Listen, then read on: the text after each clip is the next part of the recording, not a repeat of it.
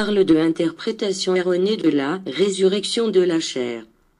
La résurrection de la chair doit être bien comprise.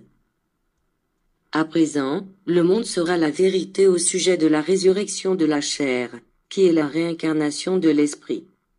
Réincarner, retourner au monde matériel pour renaître en tant qu'homme, faire surgir l'esprit dans un corps humain afin de poursuivre une mission. Celle-ci est la vérité à propos de la résurrection de la chair, dont vous ont parlé vos ancêtres en vous faisant part d'interprétations tant tortueuses qu'absurdes.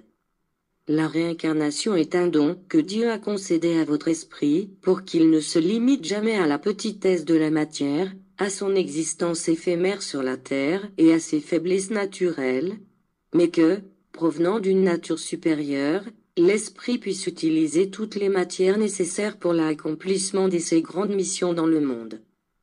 Par ce don, l'esprit démontre son immense supériorité sur la chair, la mort et tout ce qui est terrestre, en vainquant la mort, en survivant à un corps, puis à un autre, et à tout ce qui lui soit confié, vainqueur du temps, des écueils et des tentations. Comment avez-vous pu croire que les corps des morts ressuscitent le jour du jugement et qu'ils s'unissent à leurs esprits pour entrer dans le royaume de Dieu? Comment pouvez-vous interpréter de cette manière ce qui vous fut enseigné en d'autres temps? La chair est de ce monde et en lui restera, tandis que l'esprit s'élève libre et retourne à la vie d'où il surgit. Ce qui est né de la chair est chair, ce qui est né de mon esprit est esprit.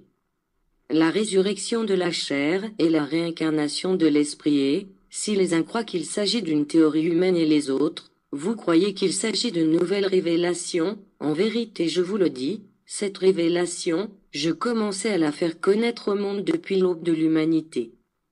Vous pouvez le vérifier dans le texte des Écritures, qui sont un témoignage de mes œuvres.